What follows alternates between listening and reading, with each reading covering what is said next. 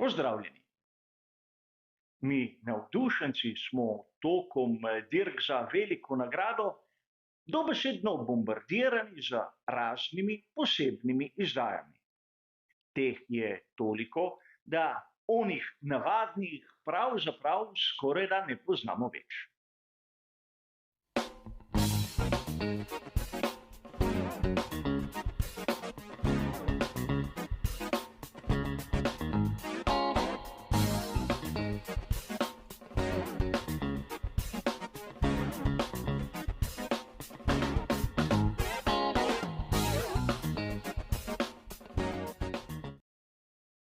Verjetno marsikomu izmed vas je zanimivo spremljati, kako vozniki ali ekipe pobarvajo čelade ali pa bolide. Kolikokrat na veliki nagradi Formule 1 lahko vidimo pravzaprav posebno barvno shemo, ki hoče obeležiti nekaj. In kdaj pa kdaj lahko v ozadju dobimo nek pravi vzrok. Lep primer je Scuderia Ferrari, kjer so s posebno barvno shemo obeležili na primer 1000. veliko nagrado v Formuli 1 ali pred kratkim 75. obletnico. A po drugi strani mnogokrat naletimo na primere, kjer pravzaprav nekega vzroka ni. Zadnji, vsaj po mojem mnenju, tisti neposrečeni poizkus pri ekipi McLaren. Izmislili so si neko konstruktorsko trojno krono in združili na bolidu Formule 1 sheme, ki so kraljevale v preteklosti, tako v dirki za 500 milj Indianapolisa, v preteklosti v Formuli 1 in seveda na vztrajnostni dirki za 24 ur Le Mana. Zadeva, ki vsaj meni optično ni bila posrečena in ki pravzaprav niti ni dosegla tistega željenega efekta. A prav pri McLarenu v preteklosti smo videli še nekaj hujšega. Namreč na Monaku so posvetili barvno shemo svojemu takratnemu pokrovitelju, kar se tiče goriv in maziv. Zanimivo je, da ta pokrovitelj je zamenjal ekipo in se sedaj nahaja pri Williamsu. In verjeli ali ne, tudi pri Williamsu bodo imeli podobno barvno shemo, da bodo počastili svojega pokrovitelja. In marsikdo, ki ne spremlja natančno Formule 1, bo lahko začel mešati Williams in McLaren. A kar se tiče takšnih, imenujmo jih komercialnih zmešnjav, bo verjetno v prihodnosti še kakšna hujša zadeva. Rad bi vas spomnil, da v Formuli 1 nič ni dokončnega in nič ni zavedno. Vemo, da so marsikateri komentatorji imenovali ekipo Sauber oziroma danes Alfa Romeo F1 Team kot tovarniško ekipo Alfa Romeo.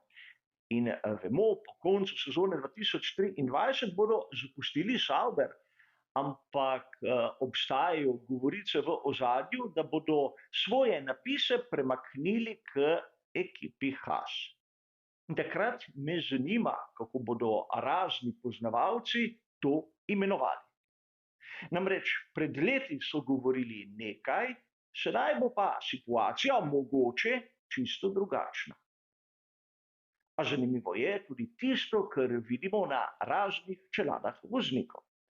Razumem, da na domači veliki nagradi si lahko voznik privošči nekaj posebnega. A letos imamo na primer zanimivo situacijo. 3 dirke v Združenih državah Amerike. In že na veliki nagradi Miamija je Logan Sargent prikazal posebno čelado, da počasti domačo dirko. In mene osebno zanima, kaj bo na drugi in tretji ameriški dirki. Bo tudi tam imel nekaj posebnega, prav posebej pripravljenega za to dirko. Ne vem, ampak menim, da s to, imenujemo jo inflacijo posebnih izdaj, vse izgublja na tistem primarnem pomenu. Včasih smo točno vedeli, kakšno čelado ima na primer Ayrton Senna. Ni bilo dvoma in tudi on je ni kar tako menjal od danes do jutri. V sodobnem času je res, da čelada voznika je manj vidna. Za varnostnim lokom halo pač se enostavno skrije. Ampak po drugi strani sedaj tudi ne vidimo razloga, zakaj jo je treba spreminjati od dirke do dirke, če jih nihče pač ne vidi. A po drugi strani lahko razumem, obstajajo določeni proizvajalci replik in maket, ki komaj čakajo na neko posebno verzijo, da bodo lahko zaslužili nekaj več, kajti verjetno posebno izdajo čelade bodo obeležili z omejeno serijo maket, ki bodo imele visoko ceno.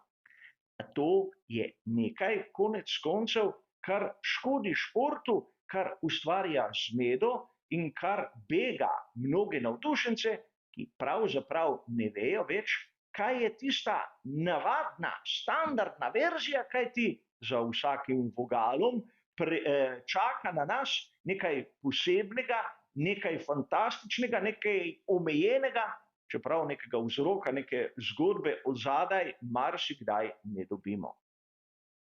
A verjamem, verjetno je vam ta posebnost, ki jo pokažejo vozniki, marsikdaj všeč. Meni ni, ampak vidi se, da sem že precej v letih in na stvari morda gledam drugače kot novejše generacije. A vseeno, menim, da Formula 1 bi morala te zadeve malce umiriti, vsaj tako, kot je bilo včasih, ker si je voznik na začetku sezone zbral neko barvno shemo čelade in je imel eno možnost tekom celotne sezone, da je pokazal kaj drugega. Tudi zato so vozniki malce bolj premislili in izkoristili tisto edino možnost, ki so jo imeli. Sedaj je to na vsaki dirki. In verjemite mi, meni osebno ne daje nekega občutka, da je to nekaj posebnega. A vem, moje videnje in moje mnenje. Za danes, kot ste razumeli, bo pa to vse. Hvala za vašo pozornost in nasvidenje.